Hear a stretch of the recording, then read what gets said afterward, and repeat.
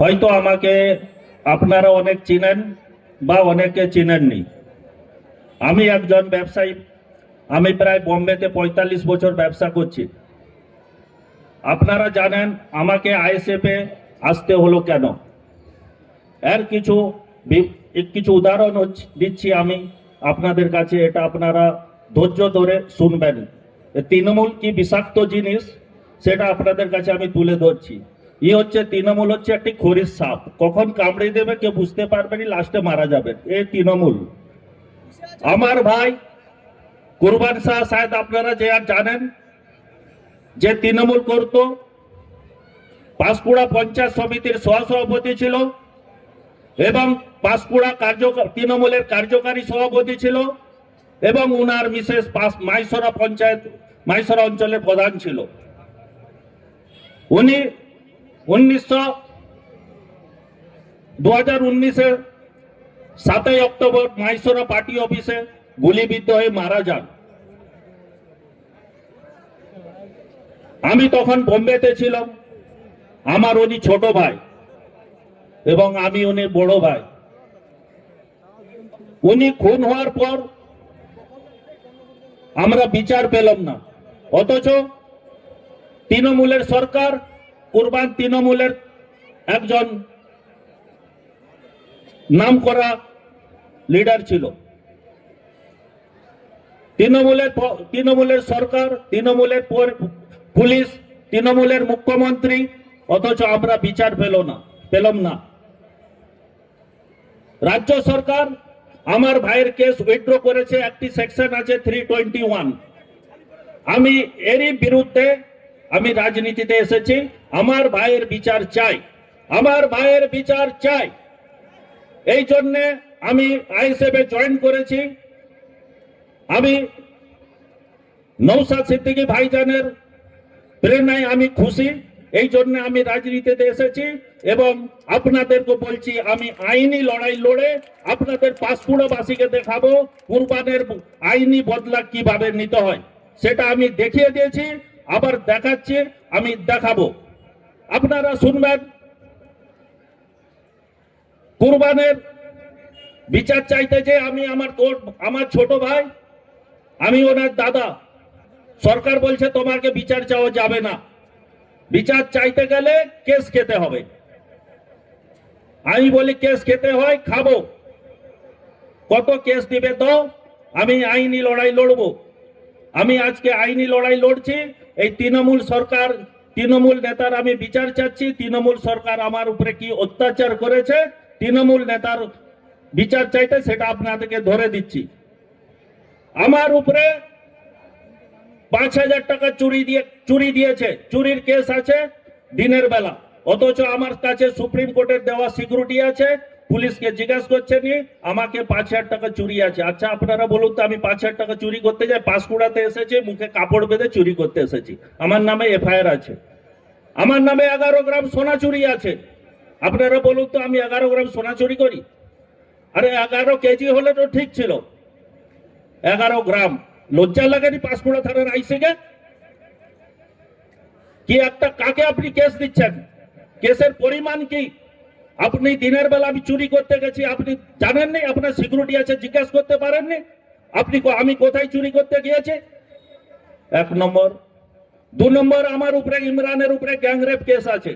আমরা হাইকোর্ট থেকে বাড়ি আসছি, আস্তে আস্তে রাস্তায় যাচ্ছি, আপনাদের উপরে কেস হয়ে গেছে।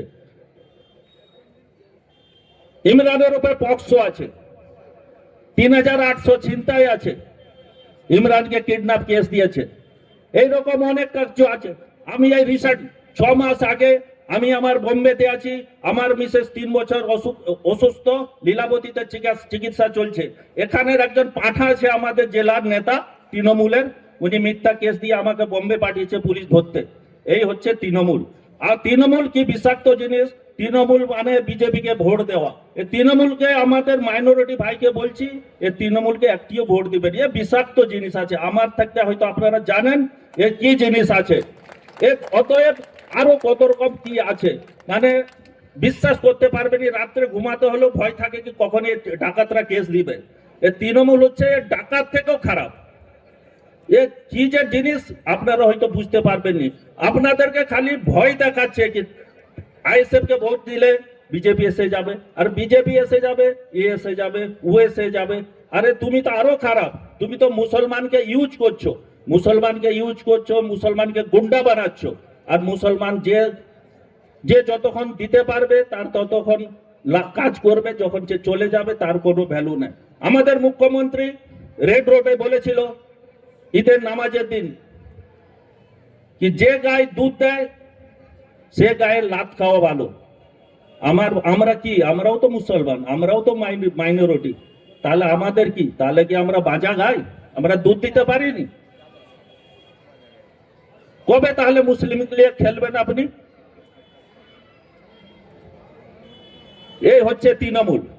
আমাদের মা ভাই বোনকে বলছি, এই যে লক্ষ্মী ভান্ডার, লক্ষ্মী ভান্ডার 1000-1500 টাকার কোনো ভ্যালু নেই। আপনারা জানেন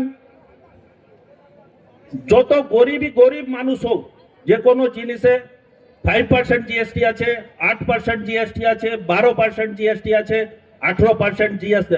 যদি আপনারা নিম্নমানেরও যদি 10,000 টাকা প্রত্যেক বাড়িতে মাসে কিনেন, 10% হলে 1,000 টাকা জিএসটি আপনি দিচ্ছেন। এবার যে যত বেশি দিতে যাচ্ছে, আপনারা জানবেন এই মদ দোকান প্রত্যেক বাজারে এখানে ওখানে খুলছে, সরকার এখন ঢালাও লাইসেন্স দিচ্ছে।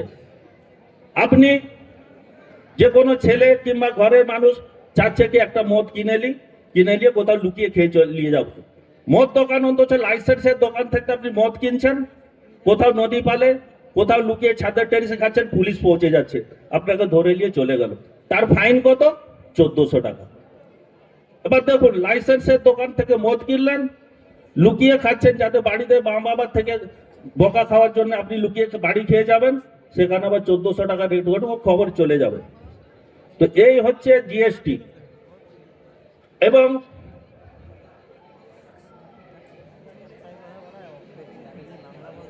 আমার ভাইয়ের যে কেস আছে, আসামি দীঘাতে আছে, দীঘাতে হোটেল খুলে ব্যবসা করছে 35টা রুমে। শীতল মানা और কালু মেহেদি, এ তৃণমূলের নেতা, একে রেখেছে, অথচ পুলিশ যাচ্ছে নি ধরতে। মানে কি বলবেন বলুন? তৃণমূল, আমি বলছি আমি ধরে এনে দিব, উনি বলছেন কি আপনি ধরলে আপনার উপরে কিডন্যাপের কেস হবে, অথচ মিথ্যা কেসে আমাকে ধরতে চলে গেল বোম্বে। এবং ভাইজান মনে হয় এসে গেছে, করে দিই। 23 এপ্রিল আমাদের ভোটের দিন। ভাইজান আমাকে ক্যান্ডিডেট করেছে আইএসএফ থেকে। আপনাদের কাছে অনুরোধ, খাম চিহ্নে ভোট দিয়ে আইএসএফ প্রার্থীকে জয় করবেন। আমাদের 70 থেকে 75